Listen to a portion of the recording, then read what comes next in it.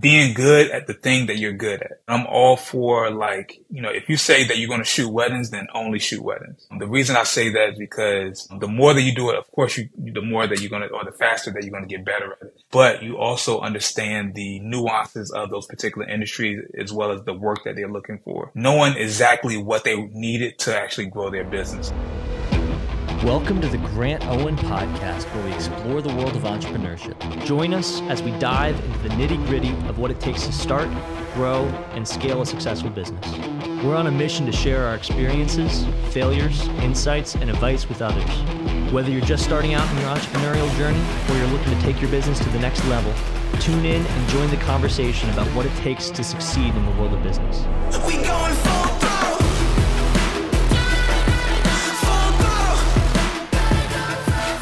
Hey everybody, welcome to the Young and Driven podcast. I'm your host, Grant, and as always, my goal is to help one person. I don't need this to be liked and subscribed to by 1,000 people or anything else. I just want one person who's listening to this to get value and learn something. And my preference is that if you're listening to me and Rashad talk, that if something impacts you and you can think of one other person that would be benefited by it, that they'd get that value from it, that would impact them, please just send it to them. I don't ask for likes. I don't need your 5-star rating. I don't need any of that. Send it to one person that needs to hear this, because I guarantee you there's going to be value here for that person. So thank you so much for giving your time and listening. Rashad, thanks for joining me, dude. I appreciate you coming on. I DM'd you a couple. So here's our interaction, and this is not common.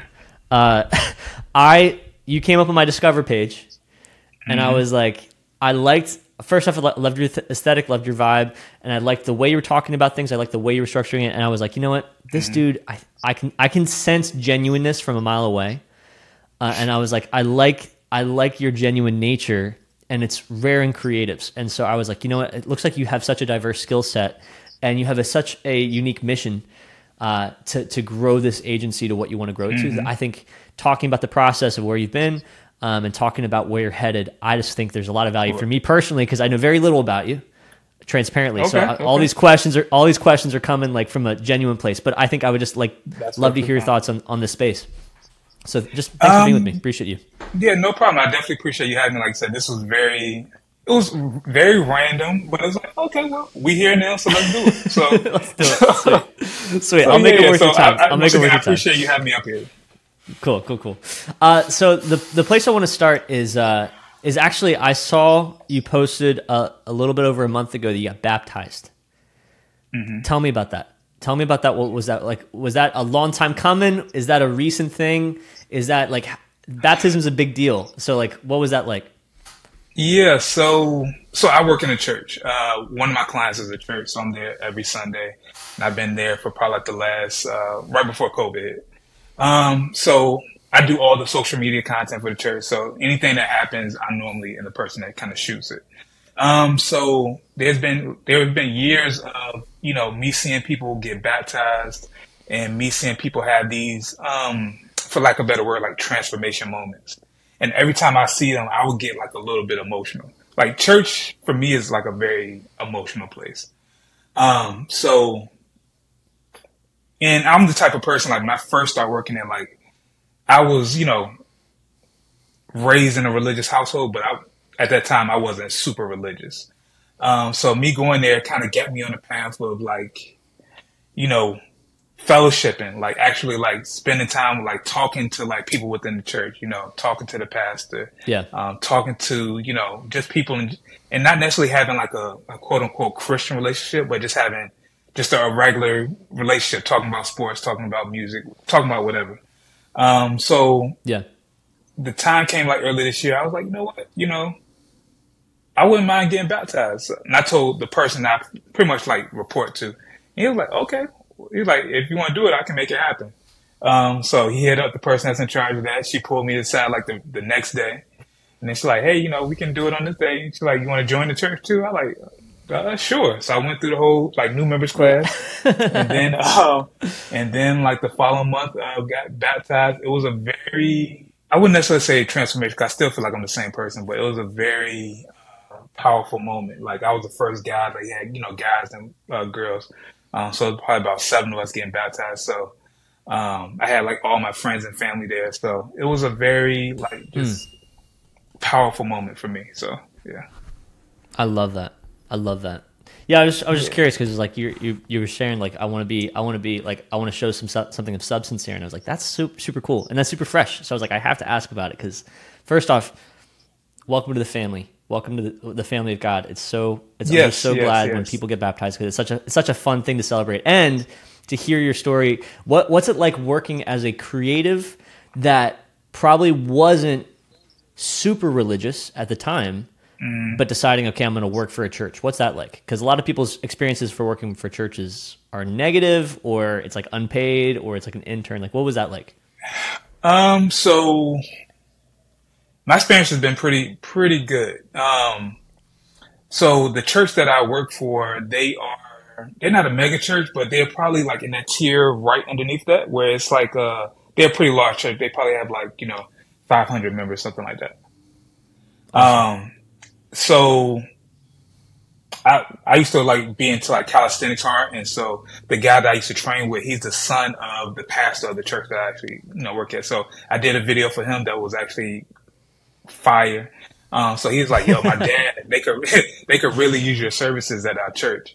So he brought me in, and then at first they had me just doing very little stuff, and then that kind of translated to me, pretty much me bringing them, them bringing me on a more like contractor basis, and then it just kind of evolved from there. But just my experience at the church is gone from the church doing the bare minimum, or the bare minimum, as far as like they're streaming on Sundays, they're streaming the events, but as far as like creative content, there's something they weren't really doing. So I kind of brought that element of like, all right, let's do some more creative stuff. Let's do some more like documentary style stuff. Let's do some like more TikTok fun, stuff, just to kind of put on the, social media pages. And, there's been some ups and downs in that whole process, but overall it's been, a pretty, wonderful experience. And just trying to get people outside of their comfort zone, because it's a Baptist church. So they're used to kind of, doing things a certain way. So trying to tell the stories of the people of the church has been exciting, as well as just kind of, positioning the church in a new and unique way has been fun as well. So love it. So yeah, overall it's been pretty good. So I want to ask you something about some of your history. So when did you pick up a camera for the first time? So when did I pick up a camera? So I'm not somebody that's been technically trained or anything like that. So I'm gonna give you my origin story in the shortest, time possible. So I went to college for business administration, discontinued after 3 years. And then I felt like, hey, I needed to do something. So I was good at marketing when I was in school. I'm good at psychology, which is a big part of marketing if people don't know that. And so I was like, I want to do marketing. I want to, help people grow on social media. And this is when so I'm 37. So this is when like Facebook and MySpace and Twitter and all that kind of just first started to pop off. So I first started out doing marketing for music artists. And this was just pretty much just kind of helping music artists getting their songs and projects on like blog sites. That's kind of like around that era. Then after probably about 2 or 3 years, I realized that artists didn't have money, and I didn't really believe in being a starving artist for the most part. And so then I picked up a camera, and my first couple of years were very trash, just because I wasn't really good. And then after, a couple of years, I started to get a little bit better, and then kind of, around 2016 is when I went full time, and then around like 2018, 19 is when I started to get really good. And then COVID hit, and then that kind of, expedited everybody's, workflow and everything. So, and that kind of brought me to us here today. Love it. Well, so yeah, tell me about when did you decide, okay, I'm going to go from picking up a camera and when did you decide to go from that to being like, I actually want to make a legitimate business and actually make a lot of money doing this? Probably when I first started out. Like I said, I really wholeheartedly don't believe in being a starving artist. And I have a wife, I have a child, I have a mortgage, I have like very adult bills, that need to, be covered every month. So I didn't really have time to kind of, wait around or, do stuff for opportunities. I mean, I still do stuff for opportunities, but do stuff for a look or anything like that. So when I first picked up the camera, I used to, I started off doing like the basic things that, videographers do. Like I did events. I did, quick little photo shoots, model photo shoots, stuff like that.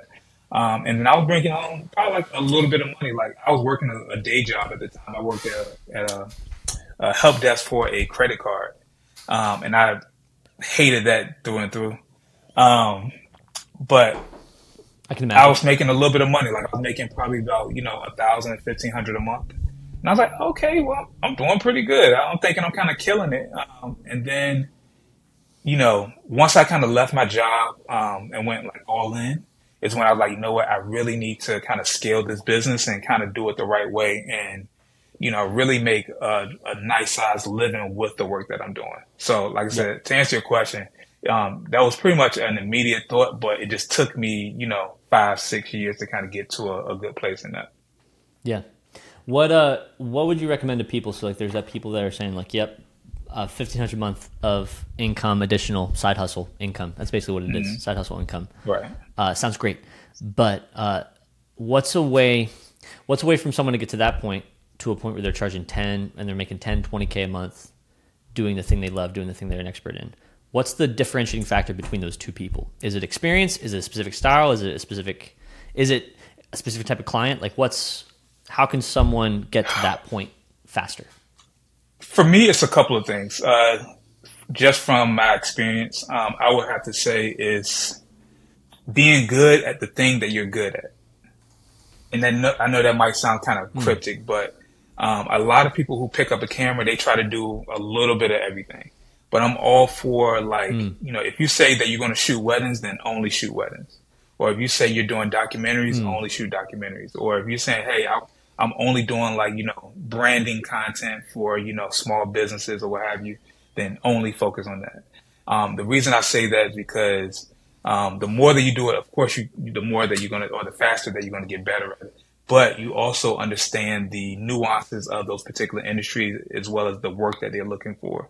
An example of that is a couple of months ago, I had a client who has a mental health company. They reached out to me and asked me, do work to do like a commercial and some more content for them. Like I said, I upsold them on doing more than just one commercial. But I was able to upsell them by knowing exactly what they needed to actually grow their business. So when I upsold them on the work, I'll be able to say like, hey, you need a video kind of showcasing, the pain points of your clientele. You need to be able to showcase, what clients get, the services that you offer, instead of just saying, hey, we're going to do a commercial and we can do whatever you want. But I was actually able to give them, reasons why they should be able to, use this particular content for their business. So, so that's probably the first thing. I would say, finding ways of packaging up services. I'm a big believer in just packaging up services that your clients need. That way you can make more of an impact in their business, but also make a little bit more money. Like I said, when I first started out, I was doing like $500 videos, $400 videos, and now my starter package is $1,500, and then it just kind of grows from there. So those two are probably my major thing, and actually a thing that I can't forget about is just having a personal brand. Even when I didn't have a personal brand, I was still putting myself out there. I was still doing behind the scenes of my shoots and everything. And that way people can kind of, paint you as like a subject matter expert in your field because they actually see, you're the one that's actually doing the work. So those are definitely like my top 3 as far as how to actually grow your business in a pretty, quick fashion. Yeah. I love that. What's your goals with your personal brand? Because you're vocal on it. Your brand right now is you want to show the step-by-step process to get a 7-figure agency. So with that in mind, how does personal brand influence that? How do you transition from I'm a creative, I'm a videographer, I'm a person that shoots incredible videos for small businesses and big businesses and individuals? How do you go from that to being like, I'm an agency owner, I'm the founder of a business? Those are two very different things. Right, right. For me, as far as the first question, as far as the personal brand, how that kind of ties into it. Um, like I said, I believe if you have a personal brand, that kind of automatically paints you as a subject matter expert. And then I use my personal brand as a funnel to kind of bring in more clientele. Um, and so that's kind of how I, position that, just because the more people see my face, the more people trust in me and trust that I can actually accomplish the work that I do. And so I just use myself as the pipeline or the funnel to actually bring in that clientele. What was that second question one more time? Yeah, it's just like you're showing the step-by-step process of how to become just an individual creative consultant or a contractor almost, to being an agency owner, a seven-figure agency owner. That's your goal. And so what, like, you're on that process in those steps. Like, what do you think are the barriers between where you're at now and reaching that point where you're a seven-figure agency owner? Gotcha. Okay.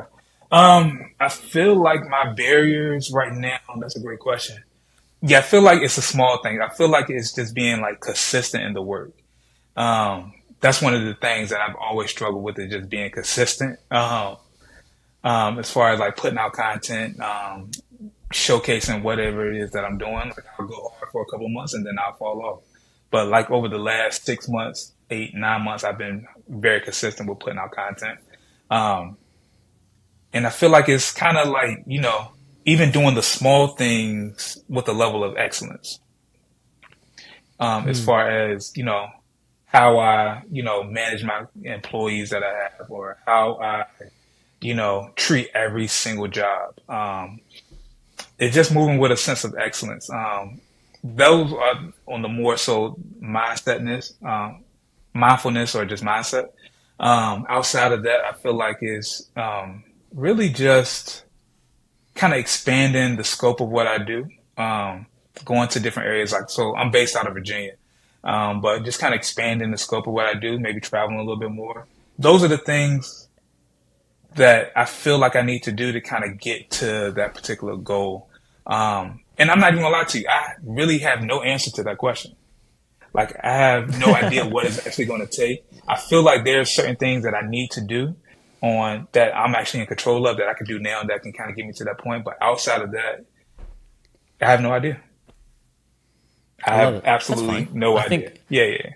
I appreciate that transparency. I think the whole point is that you have that goal in your mind. Do you think that often creatives sell themselves too short? Because sometimes people get content to the fact that they're like, okay, I'm doing the $500 projects. And you mentioned you're talking a lot. Let's dive into the starving artist aspect.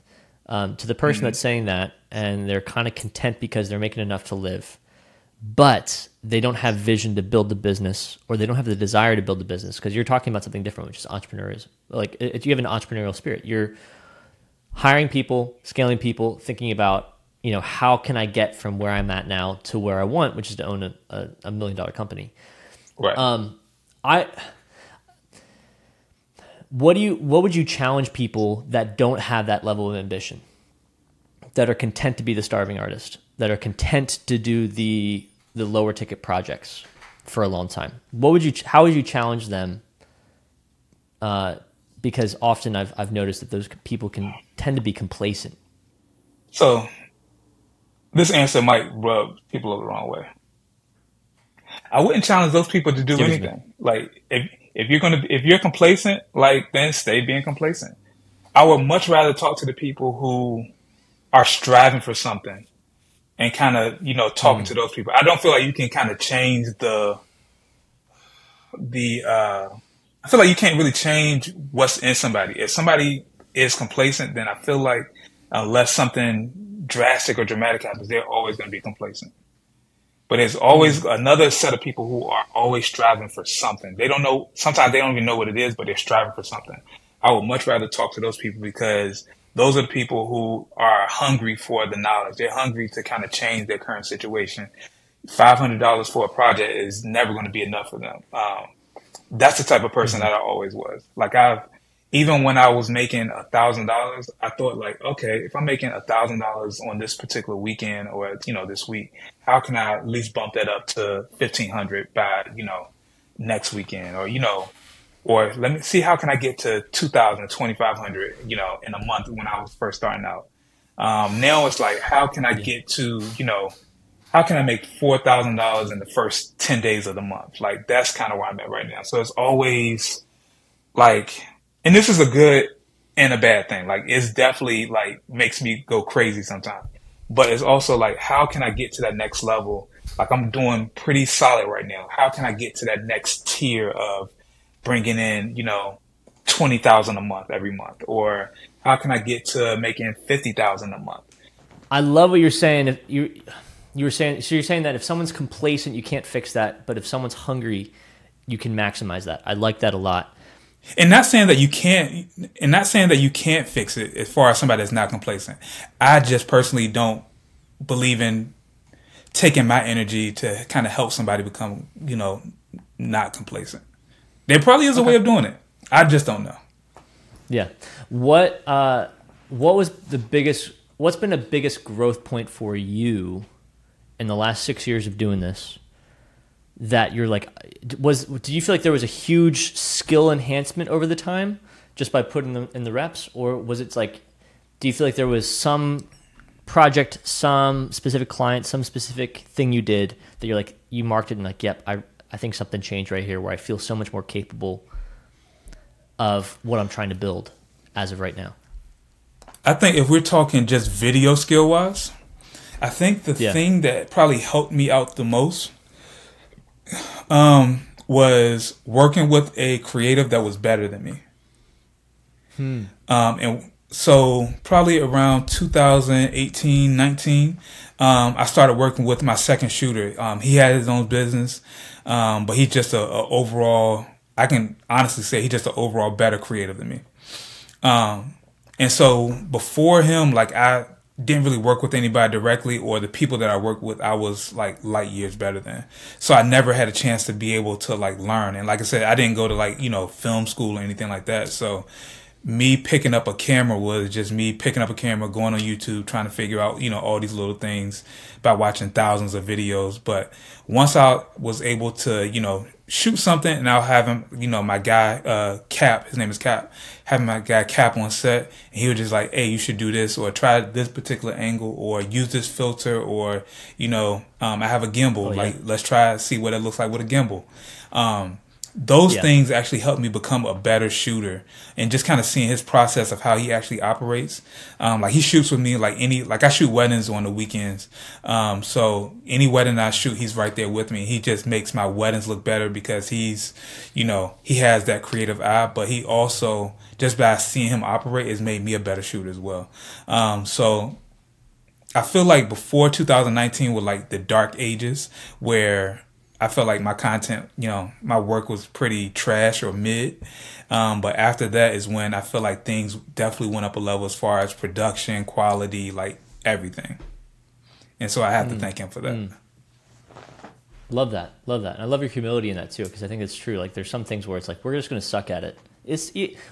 Usually creatives are great at something in particular, but we try to do it all. And it's almost like an ego thing, which prevents us from, like, if we just collaborated with people that had the accent of what we need, then that would actually be so beneficial, because not only would we learn, but we benefit from their skill set, which ends up making a better product in the end result. So I love that. I love your humility to admit that. It's super, super helpful. Talk to me. So let's dive into your personal brand a bit. I like what you're doing a lot. I like the resources and tips you're giving. What do you think has been a benefit to you, more than just the broad answer? Because, like, I mean, consistency is a well-known thing. If you're consistent on social media, you're just going to grow over time naturally. If you show up every day, it's going to grow. But what would you say is the differentiating factor from your stuff, and the stuff that you think is going to, like, that you want to be consistent in, that's going to lead to you reaching the numbers that you want to hit? So let me just make sure I understand the question. So you said what's different with the work that I'm doing? So let me, sorry, that was a poor way of questioning it. We both agree that showing up every day is an essential for growing on social media and growing your personal brand. You give a lot of tips and resources. What's a tip or a resource that you would recommend for someone that's attempting to grow their personal brand? So, like, what are you executing on right now that has established your growth and is going to continue your growth going forward? Gotcha. Okay. Um, for me, it was understanding the landscape first and foremost. Um, looking at people's content that you actually admire or that I actually admired. First, figure out what worked. And then after that, once you kind of see like what works, what's kind of like the common thread with everybody, then it's like, all right, where is a space that I can kind of interject myself at? And so, like I said, I was putting out content, and it was okay. It was doing all right. And then I just started to kind of like tweak my content ever so often. Like every couple of videos, I like, all right, how can I do this better? I didn't really like talking in front of a camera, even though I do it fairly often. But I was like, if I can tell a story a little bit better, then I'll do that. And so I was like, all right, let me start doing voiceovers. The voiceovers started to, do pretty good for me. And I like, and it's very sustainable. I'm very big in like creating sustainable content where I don't really have to think about much. I can just kind of do my own thing. So I've like, all right, so me telling the story of, how I'm actually, going for my goal is very sustainable. So let me just kind of show the behind the scenes of building a content agency. And this was actually even before I kind of started to tag my videos with that opening intro of I'm Rashad, I'm 37, I'm building a multi-million-dollar content agency. So I was kind of putting the pieces together, and then I saw a video from, it's a creator named Zach Kravitz. He's in California. He's actually building a bag brand. And so he said one of his videos that he's like, hey, I'm Zach, I'm 30, and I'm building a bag brand. Follow along on my journey. And I'm like, I like that. Yeah. I really like that. Yeah. And so I was like, what if I kind of tweak that and kind of showcase that myself? And so once I started to do that, I knew it was working because, everybody that I would come across, like just, if I'm out at a party, if I'm out at a friend's gathering, if I'm at church, people will come to me and be like, hey, this Rashad, he's 37, he's building a multi-million-dollar content agency. And so I love it. Yeah, so it was kind of crazy. Like, and it would be like the most random people ever will come up to me and say that. So I'm like, I might be onto something. And so those are and so even with that, another thing that I feel like kind of stood out about that whole thing was I'm a person that's not afraid of being transparent. Like I did a video around Christmas time where like creators know like around like the holidays is when things start to like really slow up. And my daughter is 1, and last year like my wife had to, get all the Christmas toys, all the Christmas presents, because by the time Christmas came, I was kind of tapped out of money. And so I did a video about that, and then it did pretty good on like Instagram and, Instagram and TikTok. And so from that point, I was like, that's kind of the place that I need to be at. Like if I'm going to showcase this journey, then I also need to showcase like the very real upside as well as the downside of trying to build this company. Instead of just showcasing, the nice cars or the house or the vacations, I need to show like, all right, my bank account is negative $100 right now. What do I need to do to kind of get that back right? Or I haven't been able to kind of hang out with my friends because I work all the time, and how that's, taking a toll on me personally, or me and my wife haven't had a date night in 2 or 3 months, and this is the toll that is taking on our marriage.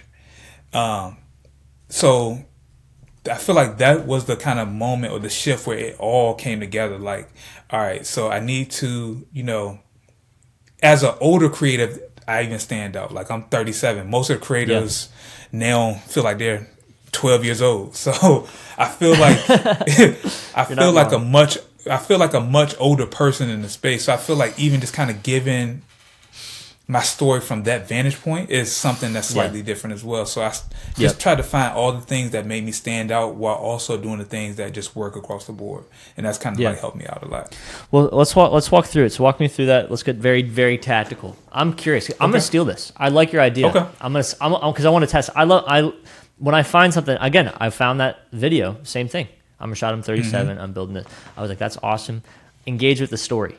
There's a narrative. Right. It's different, right? It's a different style. And then aesthetically it worked out great. But like, to be honest, you're highlighting the same thing that you've highlighted for you say you highlight for your clients, which is that the story is what's relevant. You can video it out your ass all day long.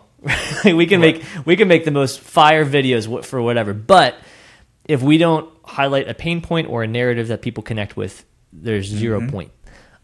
So walk me through, you're saying like you saw that connected with people. And I think, first off, you just have an awesome, overlay voice. It's just like you're very deep. It's like, it's like an awesome voice for it. But appreciate it. What do you do? So do you just use your B-roll and then you're like, you know what, I'm going to try to create a narrative based on this B-roll that I shot or this project that I did. And then I'm going to slap a bunch of these things together and then I'm going to go with a different narrative because you have the same like intro and then sometimes you go with like a different direction for the rest of it. So this is the part of these conversations I like. Educate me. So give me this because I'm going to steal this. You're gonna by the time this episode comes out, I will have tested this and we'll see if it works for me or it doesn't. Maybe I suck at it, but we'll see. Okay, I feel like it will work for you. Okay. So this is what I do. So anytime that I'm shooting or anytime I'm doing like any work with a client, I have 2 cameras. So the one I'm shooting with, I'll be shooting with that, of course. But then I have another camera on the tripod catching me actually like the behind the scenes of that. And so once I have, say I'm doing a real estate video and I'm shooting something with a client, I'll take that footage and then I'll, once I feel like I have enough footage to kind of tell like some story, then I would normally just script out my story. And so my script is, I have it on my my iPhone notes, and I'll go in and say, all right, I'll start it off with the first thing, the hook out the gate. So I have my intro, I'm Rashod, I'm 37, I'm building a multi-million-dollar content agency. And then the line right after that is a hook. So it could be, which is so backwards, by the way. It's so backwards to have your hook be after your intro, because I almost always, whenever someone's like, hi, my name is this and I'm like, stop doing that, I hate that, can't do that. But when you do the voiceover, it's different because it's more cinematic for a short form context, so it's like it's not what you expect. It doesn't, versus if you're like, hi, I'm doing this, and if you want to learn about, it's like, I like, please stop, shut up. So you're saying you put the hook after that initial intro. And the reason I do that is because I still want people to more so connect with me and my journey, which is going to be a year-long journey, like multiple years. Hopefully not too long, but multiple years. So I kind of want people to still connect with me. So when they see one of my videos, even though I could kind of be talking about, a vacation I took or, me showing people how to package up their services, I want them to connect with the video, but I more so want them to connect with me and the journey that I have going on, and kind of follow along on that journey. So that is why I do my intro and then my hook. So the hook could be like, hey, are you tired of not making any money as a creator or something like that? And so that kind of hooks people. And then I make the video after that. And then like I do the hook, which is one line, something that kind of relates to me, how I've kind of used that. I use that like the very next sentence. And then I was watching a video by Ali Abdul. I feel like his Ali name Abdul. is. Ali Abdul. He's a G. Yeah. He's a G. Yep. Love him. I recently got into his stuff, and so one thing that stood out to me, he was on The Colonists and Me. I don't know if you watched them. Yep. He was on their particular show, and he said, the best piece of content are lists. And so recently I just started to kind of like really incorporate lists into everything that I do. So if it's ways of standing out in your industry, I would like, hey, are you tired of people overlooking you in your industry? These are the three things that I did to actually help me stand out. Number 1 is this. Yeah. Number 2 is this. Number 3 is this, and kind of do that, and then I just kind of wrap it up. And the way that you're differentiating yourself is that you are making, because it's cinematic and because you're emphasizing your videography skill set. That's that's the thing that's emphasized versus it being like super you in the front of it visual. It's like, look at all this stuff I'm doing. The aesthetic I'm presenting in front of you is really cool, and then I'm also giving you the information. So it's like you're hitting everything on the nail, which is like entertainment and then education. What do you boost it? So like if you see one pops off, do you go on and boost it again just to get more people, or no? I have before. So right now I have a video that's going pretty hard. It's probably the video that you saw. And that's at like almost close to like 50,000 views on it right now.